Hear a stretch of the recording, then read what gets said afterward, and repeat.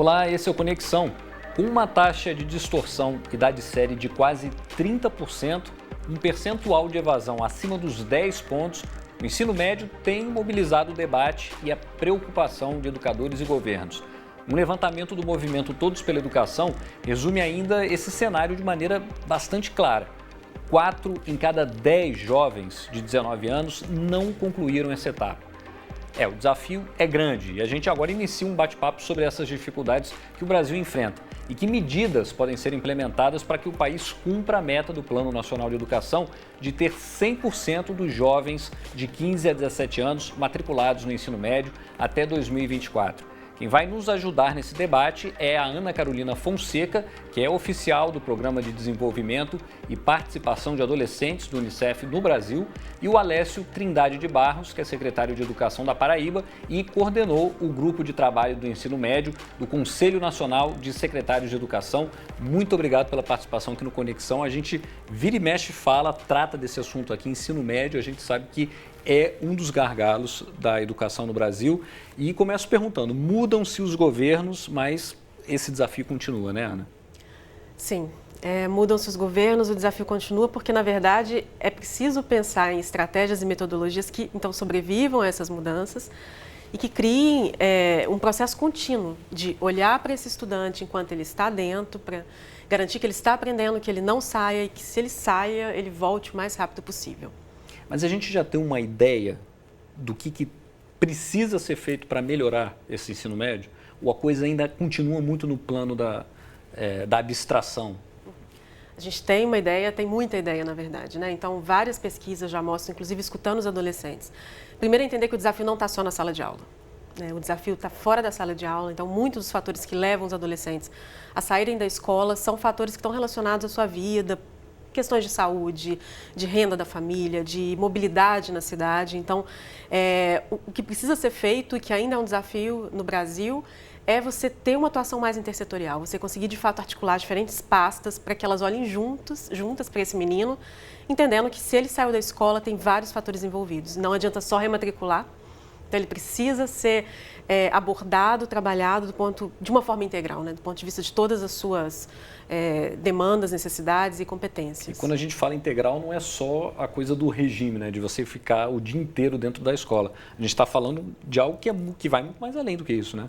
Muito mais além, né? A gente está falando de competências, a gente está falando de todos os outros direitos. Então, um adolescente, para ele frequentar o ensino médio, ele precisa, por exemplo, de ter condições, a família precisa ter esse suporte financeiro, por exemplo, para que ele possa estar ali se dedicando aos estudos. E a gente sabe que muitas vezes isso não é uma realidade. Ele precisa poder se deslocar com segurança para a escola. E isso hoje é um desafio, principalmente nas grandes cidades.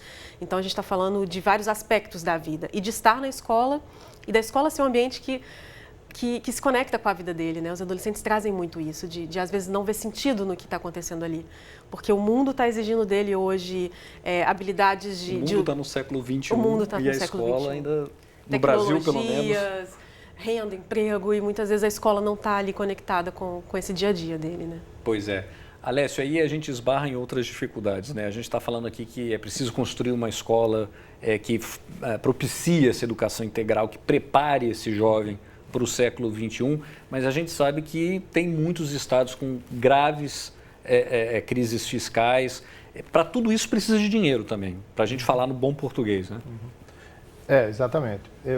Mas eu acho que o ponto de virada do ensino médio é a visão política, né, de que a escola do ensino médio ela tem que se conectar com a vida, né, da comunidade e com a vida do estudante. Sem esse ponto de virada inicial, nada acontece, porque o jovem ele passa 3 anos de sua vida ali, né, e ele precisa se preparar para um pós-médio, né? Então, o pós-médio é a vida dele. Então, se não houver essa conexão do pensamento político, né, que comanda, né, a gestão dos estados, né, e a gestão da educação, né, você não consegue alinhar esse comando até que chegue na escola e que se coordene, né, todos os recursos existentes, né, porque, quer queira, quer não, né, apesar de uma necessidade real, não é, de aumento de investimentos na educação, mas há muito recurso sendo empregado também. Então, uma ação estruturante é alinhar todos esses recursos a essa visão, né, da conexão do ensino médio ao projeto de vida do estudante. Muitas vezes, um estudante motivado, um professor bem informado e motivado e uma escola que ainda não tem a infraestrutura adequada, ela consegue índices, né, de desenvolvimento e de aprendizagem surpreendentes. É preciso mais dinheiro para fazer a reforma física dessa escola? Claro que é. E é preciso mais dinheiro para a educação para isso. Mas enquanto não tem isso, é preciso alinhar a concepção política e o projeto político da educação. Para esse período que se iniciou agora, que os estados, novos governos se instalaram, e alguns outros estados se reelegeram, mas para esse período agora, esse horizonte de 4 anos, os estados vão conseguir implementar, tem condições financeiras, tem caixa, tem dinheiro para levar essas reformas adiante? Olha, eu acredito que tem alguns estados, né, que estão com, a mídia mostra aí, com problemas. Dentro do Concede, qual que é a percepção? Que existe recurso para dentro desse horizonte de 4 anos? Sim, é possível. O Concede trabalhou desde 2015 com o GT do ensino médio, né? O GT do ensino médio congrega técnicos, coordenadores em 3 eixos, no eixo da educação profissional, do ensino integral e da flexibilidade curricular. E a gestão anterior do Concede, que eu, por acaso, estou desde 2015, criou uma cultura de continuação. Então, não há como haver mudança na caminhada da educação no Brasil, né? Nós vamos levar para o novo Concede, mas nós já fizemos reuniões específicas com os secretários, né? E vai haver, sim, a continuidade desse foco nesses 3 eixos, né? E o que tem que ocorrer, né, é que com o recurso que se tem, né, é preciso fazer esse alinhamento do projeto político-pedagógico. É preciso mais recurso? Sim. Nós vamos brigar por mais recursos? Vamos, né, porque está aí a discussão do novo Fundeb, né, que nós precisamos discutir, que nós precisamos definir, e o Brasil vai precisar encontrar mais recursos para a educação, sim. Eu quero chamar para essa conversa agora. A gente está vendo o site do Concede, concede.org.br, onde tem parte dessa história que o Alessio acabou de relatar aqui para a gente, mas eu queria chamar agora para a conversa a Tayane Pereira, que é coordenadora de projetos do movimento Todos pela Educação. Olá, Tayane, tudo bem? Tudo bom, e você? Tudo certo, bem-vinda aqui ao Conexão. Mais uma vez a gente fazendo esse esforço aqui de pensar em soluções, abrir espaço para esse debate em relação ao ensino médio. O movimento fez um levantamento que é impressionante. 4 em cada 10 jovens com idade até 19 anos não conseguiram concluir o ensino médio. Sim, uma das metas que a gente monitora aqui no Todos pela Educação é exatamente a taxa de conclusão dos estudantes, tanto no ensino fundamental quanto no ensino médio.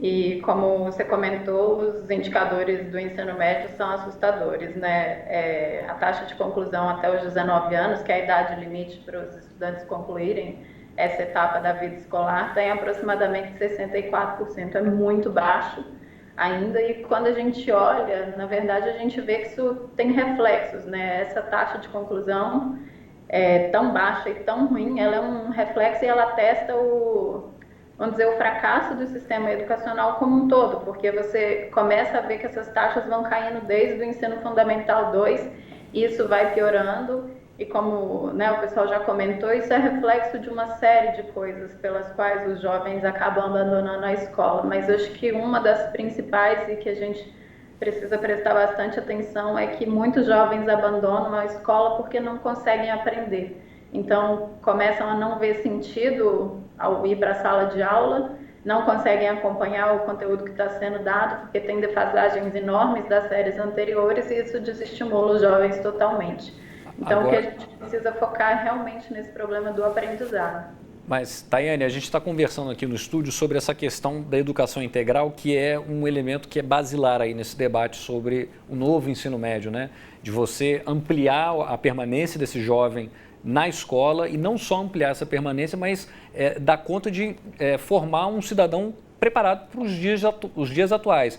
Como é que os estados vão conseguir fazer isso? Que tipo de medidas precisam acontecer para que essa educação integral de fato aconteça? Quando a gente olha os estados, a gente vê que tem vários estados que conseguiram resultados melhores, muito graças à questão do ensino médio em tempo integral. E lembrando que o ensino médio em tempo integral não é só uma extensão da carga horária pura e simplesmente, né? Mas ele envolve um outro projeto pedagógico que traz consigo uma maior flexibilidade, um maior protagonismo dos jovens, bem como um projeto de vida de cada um deles. E o MEC já vem fazendo um esforço, né, do programa de ensino médio em tempo integral, apoiando os estados, e eu acho que cabe ao próximo governo, juntamente com os estados, dar continuidade a esse programa, fazer com que esse programa seja um dos maiores apoiadores desse novo modelo de escola para o ensino médio que a gente vem reforçando, e que isso seja de fato uma prioridade política para os governadores, para a própria União, para o próprio Ministério da Educação.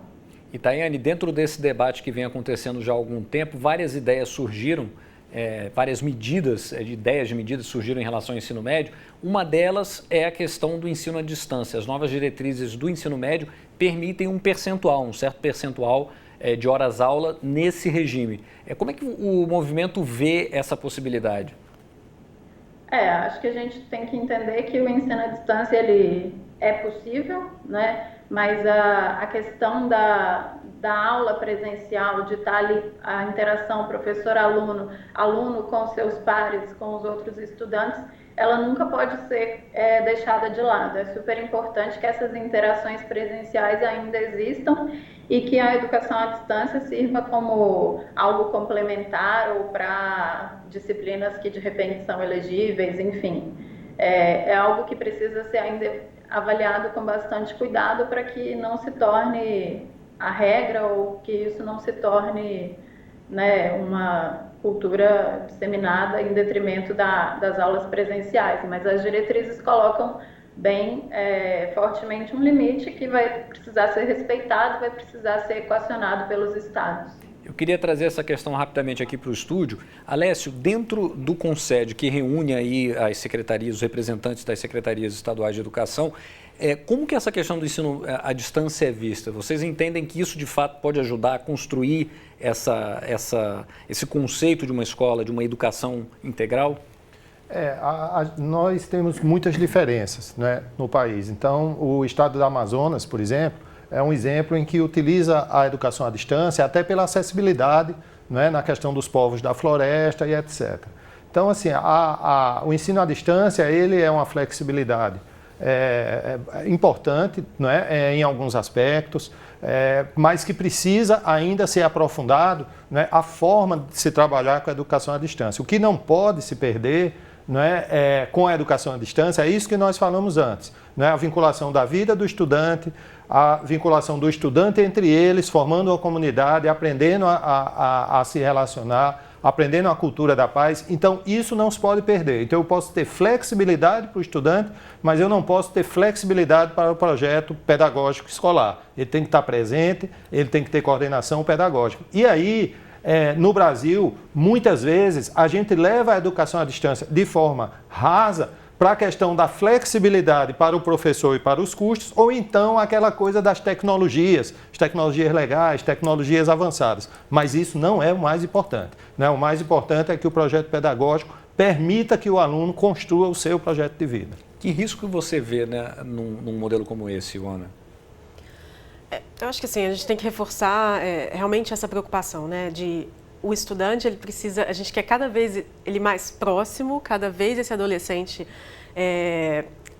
podendo, enfim, ter todo o apoio necessário para se desenvolver plenamente. Então, acho que realmente tudo que já foi colocado antes, né, tem que ter esse cuidado para que isso não represente um isolamento desse adolescente numa fase de vida que é marcada basicamente pela interação, numa fase de vida em que estar em grupo é ser adolescente, né? Então, precisa muito desse cuidado para não ter esse isolamento e ele não perder ele precisa aprender a estar em grupo, né? Ele precisa aprender a socializar, ele precisa...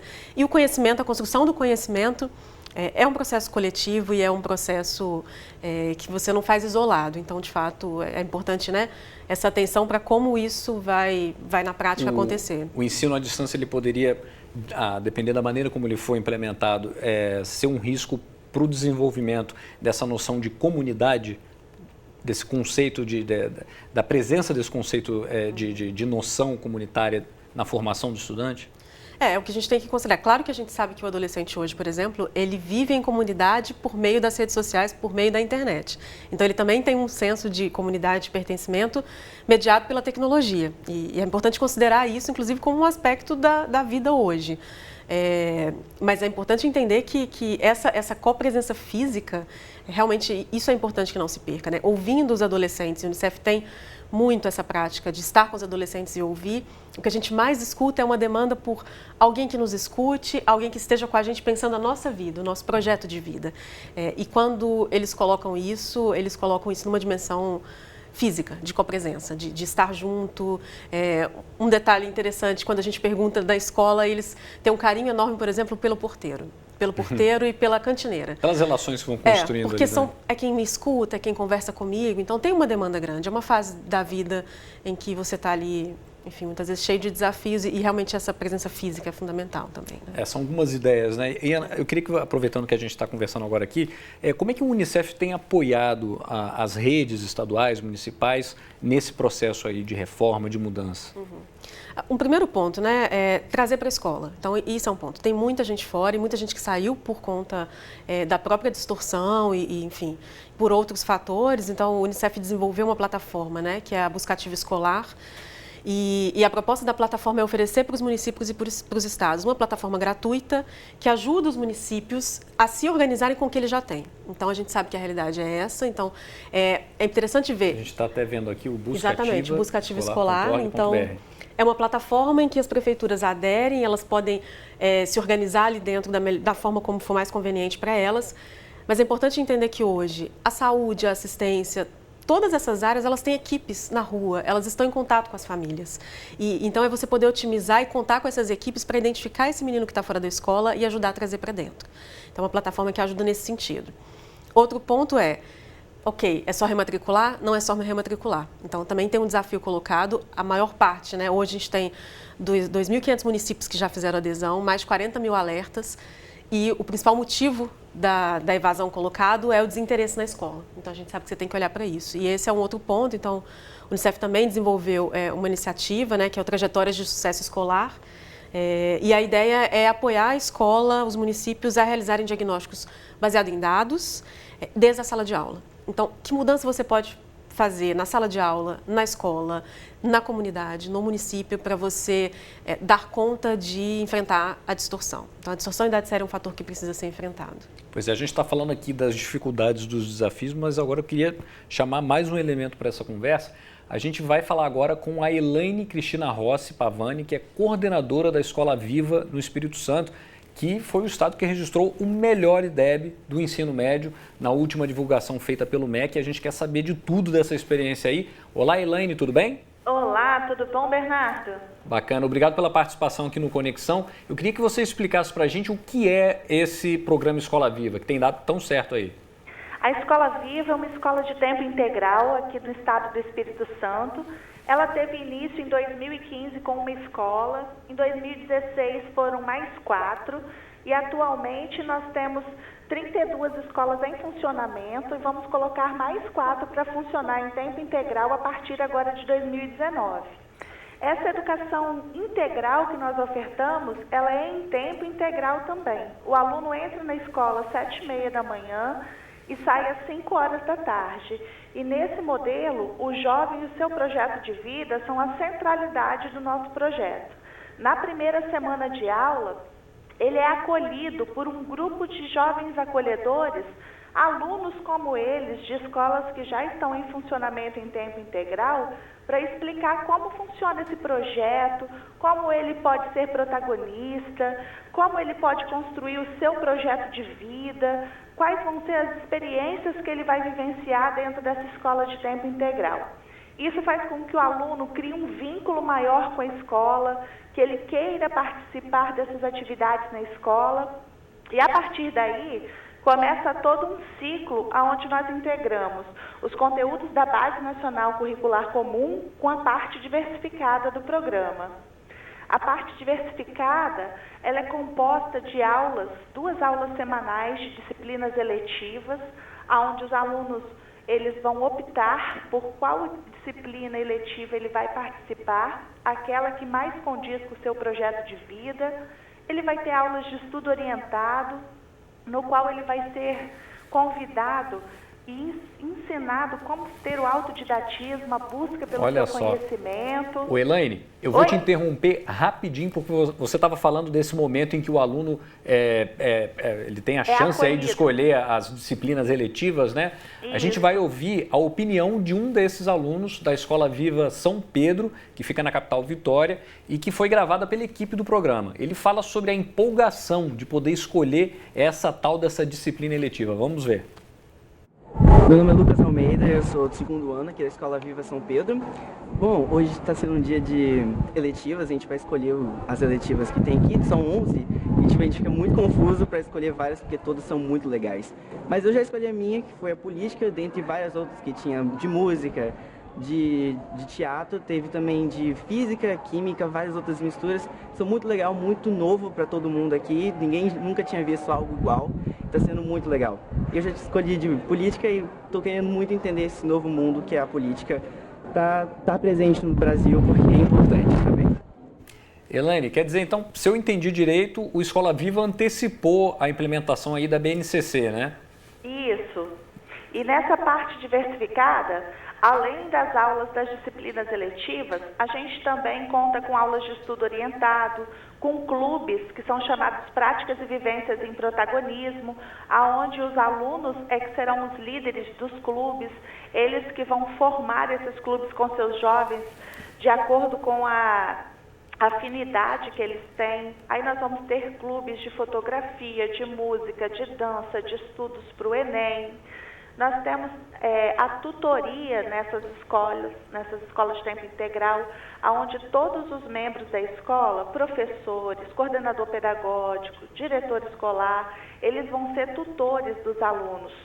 Quer dizer, é um modelo bastante diferente do que a gente está acostumado, né, Elaine? A gente pode ver também o efeito disso ali no ânimo do estudante. A gente está chegando no final do programa, eu queria que você falasse bem rapidinho para a gente qual é a abrangência do programa hoje no estado. Hoje, nós temos 36 escolas em funcionamento, com 21 mil vagas sendo ofertadas. No ano de 2018, nas 32 unidades, nós tivemos uma taxa de aprovação de 90% e uma taxa de evasão escolar de 0,81%. Os números, né, não deixam muita dúvida sobre a eficácia ou não, né, do programa. E isso, você falou na quantidade de alunos, isso representa quantos % aí do total de estudantes do estado? Você tem esse dado? Aproximadamente 10% da rede. Ainda é um percentual baixo, né? Mas de qualquer maneira mostra resultados. O modelo, né? A partir desse ano nós temos mais 4 novas unidades e nós somos uma rede que ofertamos 250 mil vagas de ensino fundamental 2 e médio, em 465 escolas, e o nosso programa de educação de tempo integral ele tem sido ampliado gradativamente. De qualquer maneira, são resultados consistentes, né? Elaine, eu queria agradecer a sua participação aqui e parabenizar pela iniciativa. A gente que agradece a oportunidade de estar divulgando algo que deu tão certo e que faz muita diferença na vida dos nossos jovens. Valeu, obrigado. Quer dizer, são ideias que estão avançando, né, e que podem ser replicadas para outros estados também, né, Alessio? Claro. Na Paraíba nós temos 153 escolas nesse modelo e em torno de 45% das matrículas do ensino médio. A gente espera que essa ideia avance pelo país, né? Essa é a nossa esperança. Tem um ponto fundamental nessa ideia, né? Que é a escuta dos estudantes, que é essa autonomia, né? Isso é fundamental. Tá certo. Olha, eu queria agradecer a participação de vocês aqui no estúdio. Queria aproveitar para agradecer a participação da Tayane também, conversou com a gente pela internet. Muito obrigado pela participação aqui no Conexão. Agradeço a você de casa também que acompanhou mais essa edição. Se quiser rever essa e outras entrevistas, é só acessar o futuraplay.org. Até a próxima.